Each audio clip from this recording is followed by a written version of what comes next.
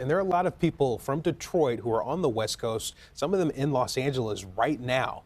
We continue our coverage of everything that's happening with those fires with our Terrell Bailey. Terrell? Yeah, it's just overall a dangerous and scary situation, Terrence. Now, nearly 2,000 structures have been destroyed and thousands are under evacuation orders after multiple wildfires. Now, those fires have a lot of people on edge and some of them have ties to our area.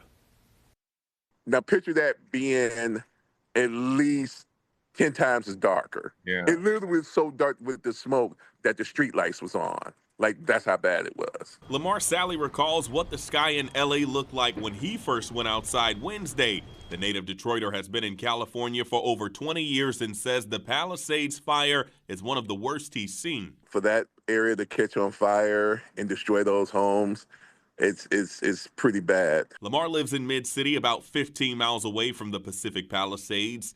He isn't too worried about evacuating, but can still feel the fire's effect. The burning ash type of smell.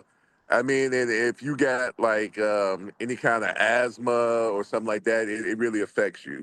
The flames have required help from many West Coast organizations. We talk with the Michigan Department of Natural Resources. They say they haven't been called to help, but are on standby. I don't know how the ash is going to be tomorrow, but usually when the ash starts falling, it gets on your car and your whole car turns black or gray. Thousands of acres are now torched, while at least 5 people have died. Dozens more have been injured. As the fire rages on, next a long recovery process will ensue.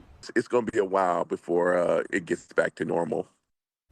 A long recovery process indeed. Now, that fire in the Pacific Palisades, Terrence, has actually burned over 15,000 acres, but with heavy wind in the area, it's actually making the fire spread even more, which means that number could continue to increase. Wow, so many people affected. We're just are hoping that they can get this under control at some point soon. Yeah, a lot of lives at stake. Yeah, thanks, Terrell. And really, this is such a constantly changing situation, and we'll keep following it for updates on these fires. We'll be bringing you the latest both over the air and online. Our website, cbsdetroit.com.